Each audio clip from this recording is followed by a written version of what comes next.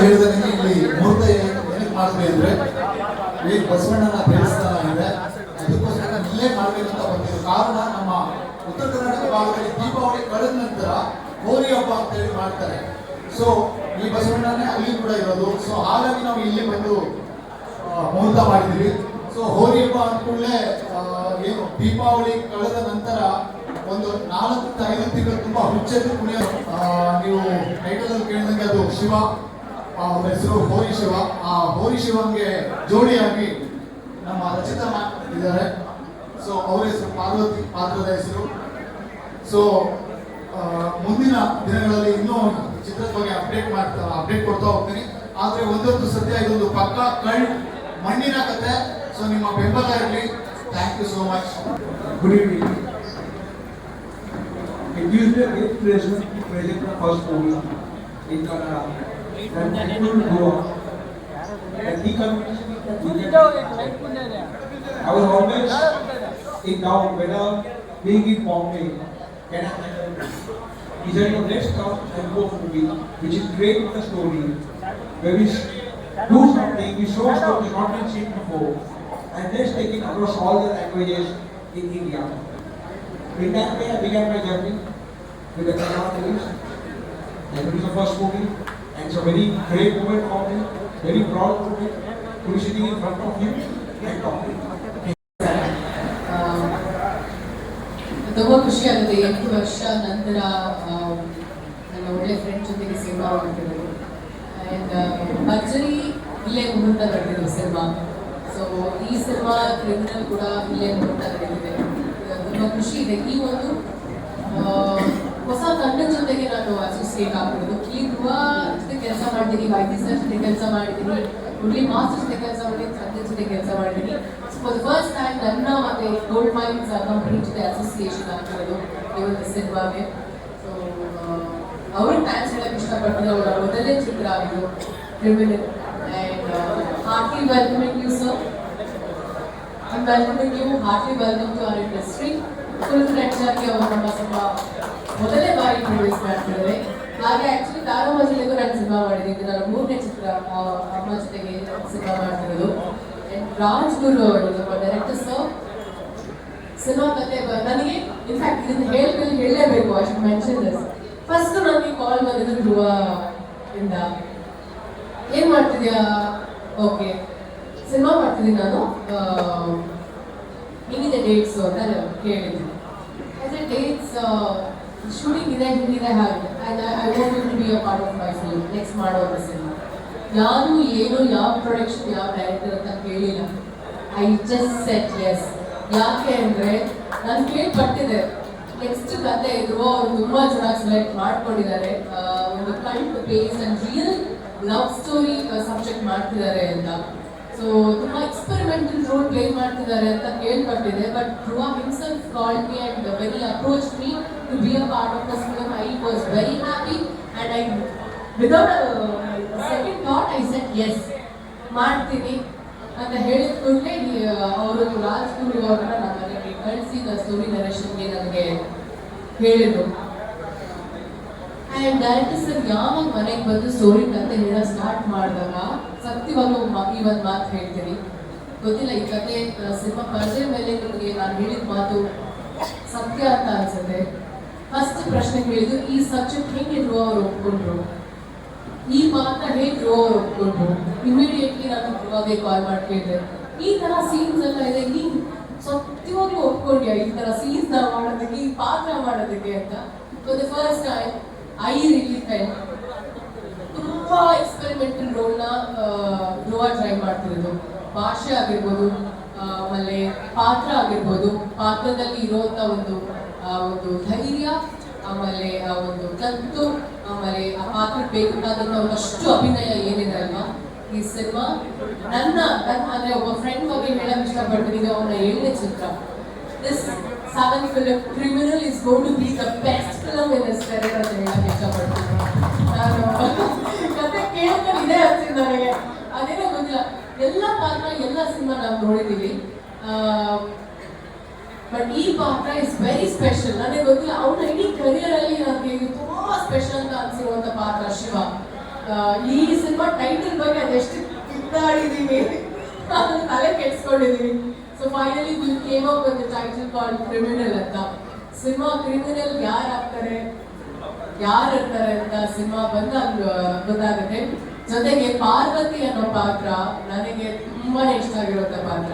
ಶಿವ ಎಷ್ಟು ಒಂದು ಗಾಂಭೀರ್ಯವಾಗಿ ಫೆರೋಷಿಯಸ್ ಆಗಿ ತುಂಬಾ ಲವಬಲ್ ಆಗಿರ್ತನೋ, ಪಾರ್ವತಿ ಕೂಡ ಅಷ್ಟೇ ಸಟಲ್, ವೆರಿ ಲವಬಲ್, ಅವಳು ಅಷ್ಟೇ ಫೆರೋಷಿಯಸ್ ಆಗಿರ್ತಾಳೆ. ನನಗೆ ಥ್ರೂವಾಗಿ ಇಟ್ ಇಸ್ ಈಕ್ವಲ್ ಸ್ಪೇಸ್ ಅಂತ ಹೇಳುವುದು ಸಿನಿಮಾದಲ್ಲಿ.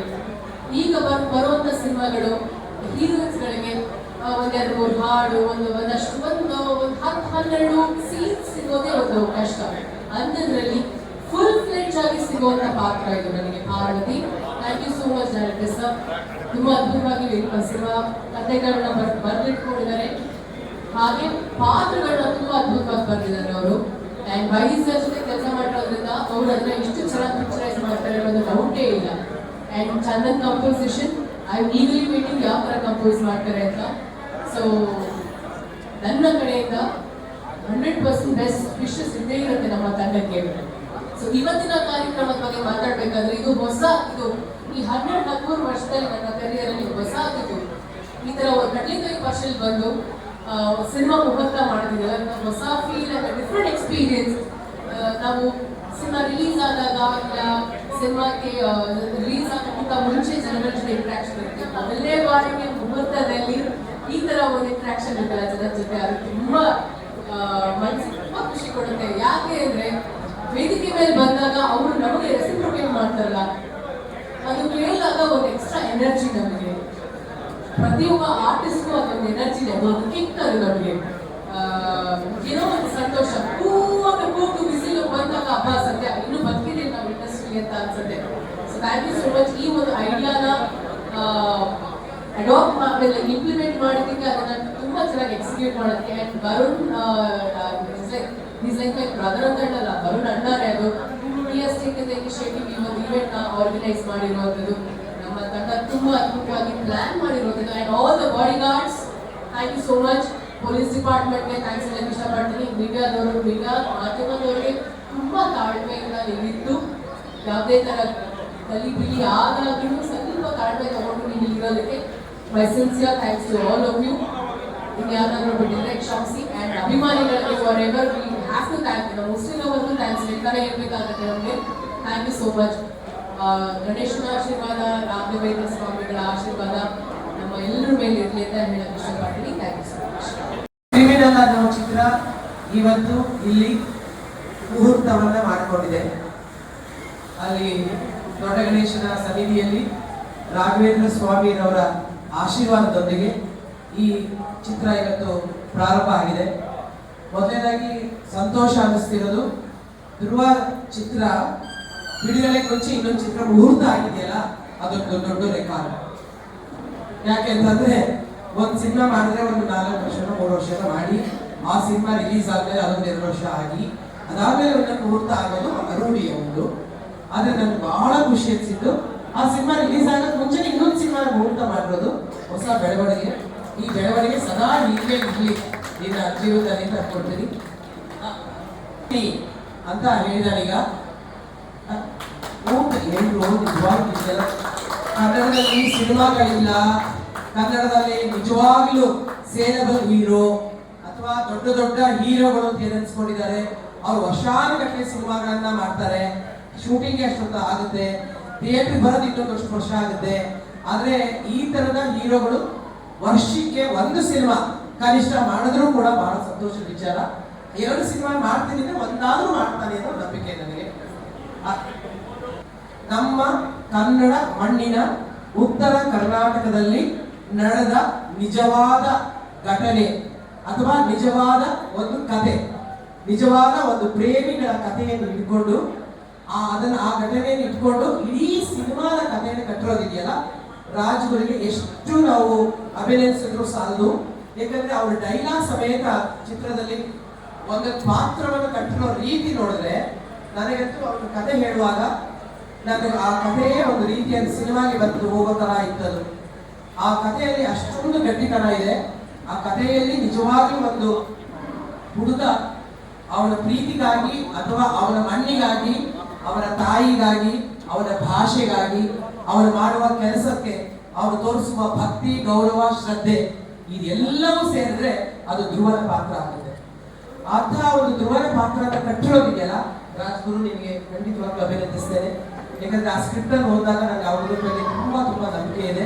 ಇನ್ನು ವೈಲಿ ತುಂಬಾ ಒಳ್ಳೊಳ್ಳೆ ಸಿನಿಮಾಗಳಿಗೆ, ನಮ್ಮ ಯಶ್ ಸಿನಿಮಾಗೆ ತುಂಬಾ ಒಳ್ಳೊಳ್ಳೆ ನಾಯಕರ ಜೊತೆ ಕೆಲಸ ಮಾಡಿದ್ದಾರೆ ಕ್ಯಾಮ್ರಾಮನ್ ಅವರು ಕೂಡ ನನ್ನನ್ನು ಚೆನ್ನಾಗಿ ಕಾಣಿಸ್ತೀರಾ ಅಂತ ನಂಬಿಕೆ ಇದೆ.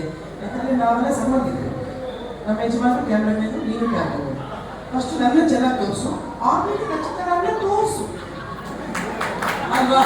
ಅಲ್ಲ ಇವು ಹೀಗೆ ಕಟ್ಟಿರ್ತಾವ ಕ್ಯಾಮ್ರಾಮನ್ ಸಂಬಂಧಿಕರ ಎಲ್ಲರೂ ಚೆನ್ನಾಗಿ ತೋರಿಸು. ಇಲ್ಲ ಸುಮ್ಮನೆ ಒಂದು ಕಾಲಿರ್ತೀವಿ ಅಷ್ಟೇ.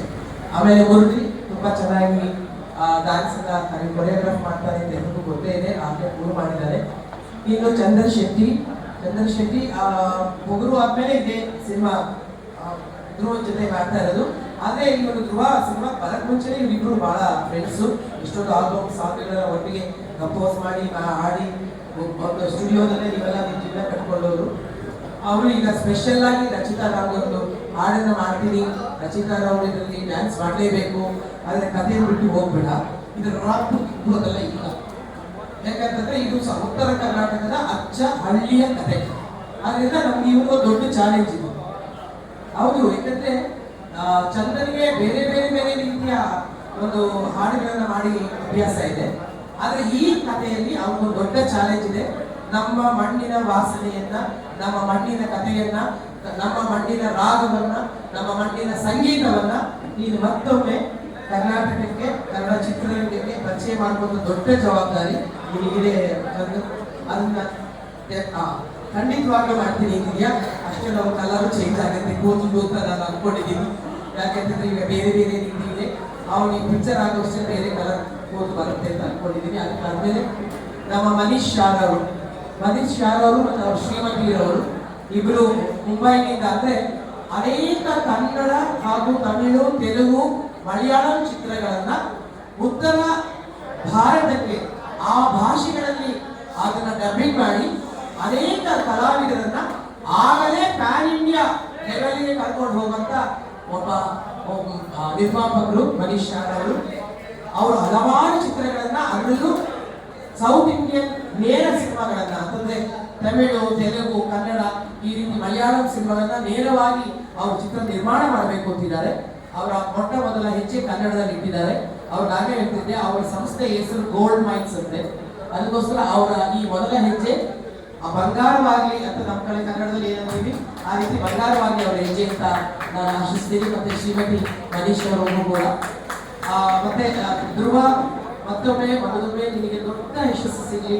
ನೀನು ಕನ್ನಡದಲ್ಲಿ ಈಗಾಗಲೇ ಅಫ್ಕೋರ್ಸ್ ನಿನ್ನ ಒಂದು ಪ್ರತಿಭೆ ಆಗಲಿ, ನೀನೊಂದು ಡೆಡಿಕೇಶನ್ ಆಗಲಿ, ಅವನ ಡೆಡಿಕೇಶನ್ ಬಗ್ಗೆ ನಮಗೆ ತುಂಬಾ ನಮಗೆಲ್ಲ ಪತ್ರಿಕಾ ರಂಗದವರಿಗೆಲ್ಲರಿಗೂ ಗೊತ್ತೇ ಇದೆ. ನಮ್ಗೆ ತುಂಬಾ ಭಯನೂ ಇದೆ ಅವ್ರು ಎಷ್ಟು ಮಟ್ಟಿಗೆ ಡೆಡಿಕೇಶನ್ ಅಂತಂದ್ರೆ, ಒಗರು ಚಿತ್ರದಲ್ಲಿ ಅವನಿಗೆ ಸ್ಕೂಲ್ ಹುಡುಗನ ಪಾತ್ರ ಇತ್ತು, ಎಲ್ಲ ನೆನಪಿದ್ರೆ ಆ ಸ್ಕೂಲ್ ಹುಡುಗನ ಪಾತ್ರಕ್ಕೆ ಇನ್ನೊಂದು 35 kg ಕಳ್ಕೊಂಡ್ಬಿಟ್ಟು ಒಂದು 10ನೇ ಕ್ಲಾಸ್ ಹುಡುಗ ಅಲ್ವೇನೋ, ಅದರಲ್ಲಿ 10th SSLC ಹೋಗುವ ಹುಡುಗನ ಪಾತ್ರ ಮಾಡೋದಕ್ಕೋಸ್ಕರ ಮತ್ತೆ ಅದೇ ಬೇರೆ ಚಿತ್ರಗಳಿಗೆ ಅವನು ತುಂಬಾ ಒಂದು ಮೈಕಟ್ಟು ಬೆಳೆಸ್ಕೋಬೇಕು ಅಂದಾಗ ಅಷ್ಟೇ ದಪ್ಪನೂ ಆಗಿದ್ದ, ಅಷ್ಟೇ ಮೈಕಟ್ಟು ಕೂಡ ಬೆಳೆಸ್ಕೊಂಡಿದ್ದ. ನಾನು ಯಾವಾಗಲೂ ಅವ್ನು ಅಂತ ಇದ್ದೆ, ನೋಡುವ ನೆಕ್ಸ್ಟ್ ಪಿಕ್ಚರ್ ಅಲ್ಲಿ 6 ತಿಂಗಳು ಮಗು ಕ್ಯಾರೆಕ್ಟರ್ ಇದೆಯಂತೆ, ಏನ್ ಮಾಡಬಹುದು ನೀನು ಯೋಚನೆ ಮಾಡು. ಅಲ್ಲ, ನಮ್ಗೆ ನಿಜವಾಗ್ಲೂ ಕಂಡ್ರೆ ಭಯ ಕಂಡ್ರಿ. ಅವ್ನಿಗೆ ಏನಾದ್ರು ಒಂದು ಪಾತ್ರ ಕೊಟ್ಬಿಟ್ರೆ ಅದನ್ನ ಅಗದಿ ಇದು ಮಾಡಿ ಅಗದು ಓದಿ ಒಳ್ಳೆಯದೇ ಎತ್ಬಂದು ಆಕಾಶನ ಕೊಟ್ಟು ಎಲ್ಲಾರು ಮಾಡ್ಕೊಂಡು ಬಂದ್ಬಿಡ್ತಾರೆ. ಅದಕ್ಕೋಸ್ಕರ 6 ತಿಂಗಳ ಮಗು ಪಾತ್ರ ಹಿಂದಿರುತ್ತೆ, ಅದಕ್ಕೆ ಏನಾದ್ರು ಪಾತ್ರ ತಯಾರು ಮಾಡ್ತೀಯ ನೋಡು ಅಂತ ಹೇಳಿದ್ದೆ ಅವ್ರಿಗೆ. ಅವ್ರು ಅದನ್ನೇ ತಮಾಷೆ ಮಾಡ್ತಿರ್ತಾರೆ. ಈ ಸಿನಿಮಾ ಅವ್ರು ತುಂಬಾ ಚೆನ್ನಾಗಿ ಮಾಡ್ತಾರೆ. ಯಾಕಂದ್ರೆ ಮೊಟ್ಟ ಮೊದಲ ಬಾರಿಗೆ ಉತ್ತರ ಕರ್ನಾಟಕದ ಭಾಷೆಯನ್ನ ಅವ್ರು ಮಾತನಾಡಿದ್ದಾರೆ. ಇಡೀ ಸಿನಿಮಾ ಉತ್ತರ ಕರ್ನಾಟಕದ ಭಾಷೆಯಲ್ಲೇ ಇರ್ತದೆ. ಅದರಿಂದ ಮೊಟ್ಟ ಮೊದಲ ಬಾರಿಗೆ ಅವನು ಇಡೀ ಚಿತ್ರದಲ್ಲಿ ಆ ಭಾಷೆಯನ್ನು ಎಲ್ಲರೂ ಬಳಸ್ತೀವಿ ನಾವು. ಅದರಿಂದ ನನಗೆ ಎಲ್ಲರಿಗೂ ಹೇಳ್ತೀನಿ, ಈ ತಂಡಕ್ಕೆ, ಕ್ರಿಮಿನಲ್ ತಂಡಕ್ಕೆ ಆಲ್ ದಿ ಬೆಸ್ಟ್, ಕಂಗ್ರ್ಯಾಚುಲೇಷನ್ಸ್. ನಾನು ಬಹಳ ವರ್ಷ ಆದ್ಮೇಲೆ ಅವನ ತಾಯಿ ಪಾತ್ರ ಮಾಡ್ತಿರೋದು ನನಗೆ ತುಂಬಾ ಖುಷಿ ಕೊಟ್ಟಿದೆ. Thank you Raju, thank you Dhruva, thank you Manish sir, ಇಡೀ ಟೀಮ್ಗೆ ಥ್ಯಾಂಕ್ ಯು ಸೋ ಮಚ್. ಎಲ್ಲ ಇಲ್ಲಿ ನೆರೆದಿರುವಂತಹ ಮಾಧ್ಯಮಗಳಿಗೆ ಯೂಟ್ಯೂಬರ್ಸ್ಗೆ ಎಲ್ಲರಿಗೂ ತುಂಬಾ ಧನ್ಯವಾದಗಳು. ನಮ್ಮ ಕ್ರಿಮಿನಲ್ ಸಿನಿಮಾದ ಟೈಟಲ್ ಲಾಂಚ್ ಆಗಿದೆ. ಧ್ರುವ ಸರ್ಜಾ ಅವರು ನಟಿಸ್ತಾ ಇರುವಂತಹ 7ನೇ ಸಿನಿಮಾ ನಮ್ಮ ರಾಜ್ಗುರು ಅವರು ಡೈರೆಕ್ಟ್ ಮಾಡ್ತಿದ್ದಾರೆ. ಧ್ರುವ ಸರ್ಜಾ ಅವರು ಕಾಲ್ ಮಾಡಿ ಈ ಸಿನಿಮಾಗೆ ಮ್ಯೂಸಿಕ್ ಡೈರೆಕ್ಷನ್ ಮಾಡಬೇಕು ಅಂತ ನನಗೆ ಹೇಳಿದಾಗ ನನಗೆ ತುಂಬ ಖುಷಿ ಆಯಿತು. ಮತ್ತೆ ಗೆಳೆಯನ ಜೊತೆ 2ನೇ ಸಿನಿಮಾ ಮಾಡುವಂಥ ಒಂದು ಅವಕಾಶ ಸಿಕ್ಕಿದ್ದಕ್ಕೆ ಬಹಳ ಖುಷಿ ಆಯಿತು. ಮೊಗರು ಫಸ್ಟ್ ಸಿನಿಮಾ, ನಂತರ ಇವಾಗ ಬರ್ತಾ ಇರೋದು ಕ್ರಿಮಿನಲ್. ಧ್ರುವ ಸರ್ಜಾ ಅವರಿಗೆ ಥ್ಯಾಂಕ್ಸ್ ಹೇಳ್ತೀನಿ. ಹಾಗೆ ಗೋಲ್ಡ್ ಮೈನ್ಸ್ ಖುಷಿ ಆಗುತ್ತೆ. ಏನಕ್ಕೆ ಅಂದರೆ ನನಗೆ ತುಂಬ ರೆಸ್ಪಾನ್ಸಿಬಲ್ ಫೀಲ್ ಆಗುತ್ತೆ ಅಂದರೆ ನನ್ನ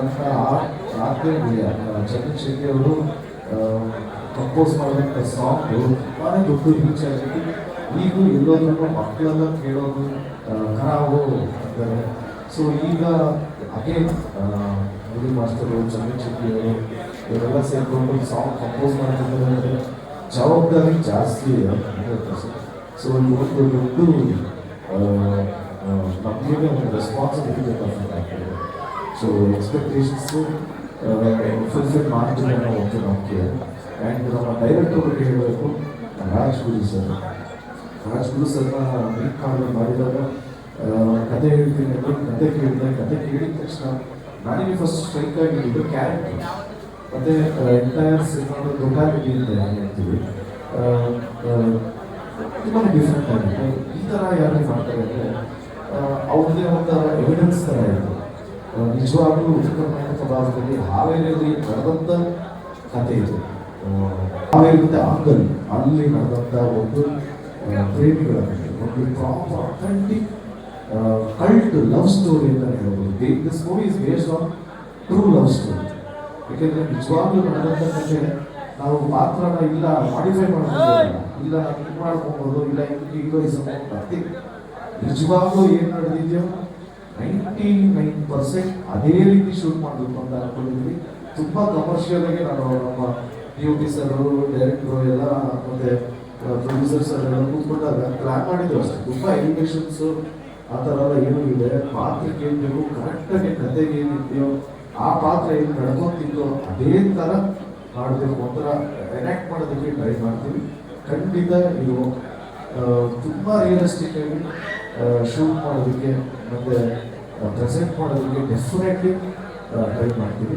ಆ್ಯಂಡ್ ಭರ್ಜರಿ ಚಿತ್ರ ಆದಮೇಲೆ ಇಮಿಡಿಯೇಟ್ಲಿ ಪ್ರಾರಂಭ ನಾನು ಯಾವಾಗಲೂ ಆ ಚಿತ್ರದಲ್ಲಿ ದನ ಕಾಯೋಕ್ಕೂ ಲಾಯಕ್ಕಿಲ್ಲ ಅಂತ ದೇಶ ಕಾಯೋಕೆ ಹೋಗ್ತಿದ್ದೀರ ಮಗನೇ ಅಂತ ಇಲ್ಲ. ನಿಮಿಟ್ ಆಗಲಿಲ್ಲ ಅಂತೆಲ್ಲ ನಾನು ಮಾತು ಕೇಳೆ. ಸೊ ಅವಾಗಿನ ನಿಮಿಟ್ ಆಗಲಿಲ್ಲ. ಈ ಚಿತ್ರದಲ್ಲಿ ತಿರ್ಗಾ ನನ್ನ ತಾಯಿಯಾಗಿ ಅಭಿನಯಿಸಿ ನನಗೆ ಒಂದು ಅವಕಾಶ ಕೊಟ್ಟಿದ್ದಾರೆ. ಯಾಕೆಂದರೆ ನಾನು ಅಮ್ಮನ್ನ ಕೇಳಿದೆ, ಅಮ್ಮ ಒಂದೊಳ್ಳೆ ಪಾತ್ರ ಇದೆ, ದಯವಿಟ್ಟು ನೀವು ಪೊಲಿಟಿಕಲ್ ಲೈಫಲ್ಲಿ ಬಿಸಿ ಇರ್ತೀರ ಗೊತ್ತು, ಬಟ್ ನನಗೊಂದು ಒಳ್ಳೆ ಕಥೆ ಇದೆ ಅಂದ ತಕ್ಷಣ ಅವರು ಬೇರೆ ಕಳಿಸೋಕ್ಕೆ ಮಾಡ್ತೀನಿ ನಾನು ಚಿತ್ರ ಕೇಳಿದ ತಕ್ಷಣ ಅವರು ಅಮ್ಮನೂ ತುಂಬ ಶಾಕು, ಏನು ಈ ಥರ ಇದೆ ಅಂತ ಇದು ತುಂಬ ಒಪ್ಕೊಂಡೆ ಅಂತ. ಸೊ ಖುಷಿ ಆಯಿತು. ಹಾಗೆ ಇನ್ನೊಬ್ಬರು ಸ್ನೇಹಿತರಿಗೆ ಹೇಳೋದು, 8 ವರ್ಷದಿಂದ ನಾವು ಭರ್ಜರಿ ಚಿತ್ರ ಒಟ್ಟಿಗೆ ಮಾಡಿದ್ವಿ. ಈ ಕತೆ ಕೇಳಿದ ತಕ್ಷಣ ನಾನು ಇಮ್ಮಿಡಿಯೇಟಾಗಿ ನಾವು ಯೂಶಲಿ ಟಚಲ್ಲಿ ಇರ್ತೀವಿ. ಯಾವುದೇ ಸಿನಿಮಾ ರಿಲೀಸ್ ಆದ್ರೂ ಏನಾದರೂ ರಿವ್ಯೂಸ್ ಎಕ್ಸ್ಚೇಂಜ್ ಮಾಡೋದೆಲ್ಲ ಇರ್ತೀವಿ. ಈ ಚಿತ್ರ ಕತೆ ಕೇಳಿದ ತಕ್ಷಣ ನಮ್ಮ ಡೈರೆಕ್ಟರ್ ಜೊತೆ ಮಾತಾಡಿ ನಾನು ರಚಿತಾ ಅವ್ರಿಗೆ ಕಾಲ್ ಮಾಡಿ ಏನಿದೆ ಡೇಟ್ಸು ಅದೇ ಫುಲ್ ಟೈಟ್ ಆಗಿದೆ, ಸ್ವಲ್ಪ ಫ್ರೀ ಮಾಡಿಕೊಂಡು ನಮ್ಮ ಡೇಟ್ಸ್ ಏನು ಕತೆ, ಯಾರು ಏನು ಯಾವ ಲಕ್ಷಣ ಸ್ಟೋರಿ ಡೆಫಿನೆಟ್ಲಿ ಬೇಗ ಯಾರು ಡೈರೆಕ್ಟರ್ ಅಂತ ಆಮೇಲೆ ಇಂಟ್ರೆಸ್ಟ್ ಕೇಳಿದೆ. ನಾನು ಹೇಳಿದೆ ನಿಜವಾಗ್ಲೂ ಓಕೆ, ಫ್ರೆಂಡ್ಶಿಪ್ ಎಲ್ಲ ಓಕೆ, ಖುಷಿಯಾಗಿದ್ದು. ಬಟ್ ಕತೆ ಒಂದ್ಸರಿ ಕೇಳಿದ್ರೆ ನನಗೂ ಒಂಚೂರು ಕಾನ್ಫಿಡೆನ್ಸ್ ಬರುತ್ತೆ. ತಕ್ಷಣ ಇಮಿಡಿಯೇಟಾಗಿ ವೆರಿ ನೆಕ್ಸ್ಟ್ ಡೇ ಕತೆ ಕೇಳೋದು, ಡೈರೆಕ್ಟ್ ಹೋಗಿ ಕತೆ ಕೇಳಿದ ತಕ್ಷಣ ಡೆಫಿನೆಟ್ಲಿ ಅನ್ಕೊಂಡಿಸ್ತೀವಿ. ಬಟ್ ನೀನು ಹಿಂಗೆ ಈ ಪಾತ್ರ ಒಪ್ಕೊಂಡೆ, ನಾವು ಹೆಂಗೆ ಮಾಡೋದು ಈ ಪಾತ್ರ ಅಂತ ಯಾಕೆಂದರೆ ತುಂಬಾ ಯೂನಿಕ್ ಸಬ್ಜೆಕ್ಟು. ನಿಮಗೆಲ್ಲರಿಗೂ ಉತ್ತರ ಕರ್ನಾಟಕ ಭಾಷೆಯಲ್ಲೇ ಇಡೀ ಎಂಟೈರ್ ಡೈಲಾಗ್ಸ್ ಎಲ್ಲ ಇರೋದು. ನಾನು ಫಸ್ಟ್ ಟೈಮ್ ಉತ್ತರ ಕರ್ನಾಟಕ ಶೈಲಿಯಲ್ಲಿ ಮಾತಾಡ್ತೀನಿ ಅಂದರೆ ನನಗೇನೆ ಒಂಥರ ಎಕ್ಸೈಟ್ಮೆಂಟ್. ಯಾಕಂದರೆ ಉತ್ತರ ಕರ್ನಾಟಕ ಮಂದಿನೇ ಎಲ್ಲ ಆ್ಯಕ್ಟರ್ಸ್ಗಳು, ಇನ್ಫ್ಯಾಕ್ಟ್ ನಮಗೆ ಅಂತ ಎಲ್ಲ ಆ್ಯಕ್ಟರ್ಸ್ಗೂ ಒಂದು ಪ್ರೋತ್ಸಾಹ ಬೆಂಬಲ ಅಂತೆಲ್ಲ ಫಸ್ಟ್ ಮುಂದೆ ಬರೋದೇ ಉತ್ತರ ಕರ್ನಾಟಕ ಮಂದಿ. ನಾನು ಯಾವಾಗಲೂ ಹೇಳ್ತಾ ಇದ್ದೀನಿ. ಸೊ ನಮ್ಮ ಉತ್ತರ ಕರ್ನಾಟಕದ ಭಾಷೆಯಲ್ಲಿ ನಾವು ಮಾತಾಡಬೇಕಂದ್ರೆ ನಿಜವಾಗ್ಲೂ ಹೆಮ್ಮೆ ಅನಿಸುತ್ತೆ, ಖುಷಿ ಅನಿಸುತ್ತೆ. ಮತ್ತು ಡೈಲಾಗ್ಸ್ ಕೊಟ್ಟಾಗ ಸಕಾಲಾಗಿದೆ ವರ್ಡ್ ಅಂತ ಅನಿಸುತ್ತೆ. ನಮಗೂ ಒಂದ್ಸಲ ಅದಕ್ಕೆ ಹೊಸದಾಗಿರೋ ಪದಗಳನ್ನೆಲ್ಲ ಕಲಿಯುವಂಥ ಅವಕಾಶ ಸಿಗುತ್ತೆ. ಮತ್ತು ಈ ಚಿತ್ರ ಡೈರೆಕ್ಟರ್ ಜೊತೆ ರಿಲೀಟ್ ಮಾಡಿ ಕತೆ ಕೇಳಿದ ತಕ್ಷಣ ಇದನ್ನು ನೆಕ್ಸ್ಟ್ ಯಾರು ಪ್ರೊಡ್ಯೂಸ್ ಮಾಡ್ತಾರೆ ಅಂತ ಅಂದಿದ ತಕ್ಷಣ ನನಗೆ ಮನೀಶ್ ಸರ್ ನೆನಪಾಯಿತು. ಯಾಕೆಂದರೆ ಮನೀಶ್ ಸರ್ನ ಅವ್ರು ಕೇಳಿದ ತಕ್ಷಣ ಮನೀಶ್ ಸರ್ ಫಸ್ಟ್ ಕತೆ ಕೇಳಿದ ತಕ್ಷಣ ಮನೀಶ್ ಸರ್ ಡೆಫಿನೆಟ್ಲಿ ಇವರು ಮನೀಶ್ ಸರ್ ಬಗ್ಗೆ ಎಲ್ಲರಿಗೂ ಗೊತ್ತಿದೆ. ಬಿಸ್ನೆಸ್ಸಲ್ಲಿ ಈಸ್ ಅ ಬಿಗ್ಗೆಸ್ಟ್ ಪ್ಲೇಯರ್ ಆಗಿದೆ. ಅವರು ಹೋಗಿದ ತಕ್ಷಣ ಟೈಮ್ ಕೊಟ್ಟರು. ಒಂದು ಎರಡನೇದು ಇದು ನಮ್ಮ ಕಳ್ಳ ಚಿತ್ರ ಅದು ಇದು ಅಂತ ಅಂದಿದ ತಕ್ಷಣ ನನಗೆ ಏನು ಹೇಳ್ಬೇಡಿ, ಕತೆ ಕೇಳಿಬಿಡ್ತೀನಿ. ಕತೆ ಕೇಳಿದ ತಕ್ಷಣ ಡೆಫಿನೆಟ್ಲಿ ಮೂವಿ ಮಾಡೋಣ. ಯಾಕೆಂದರೆ ನಾನು ಎಕ್ಸ್ಪೆಕ್ಟ್ ಮಾಡ್ತಾ ಇದ್ದಿದ್ದು ತುಂಬ ಕಮರ್ಷಿಯಲ್ ಆಗಿರುತ್ತೆ, ತುಂಬ ಹೀರೋಯಿಸಮ್ ಇರುತ್ತೆ.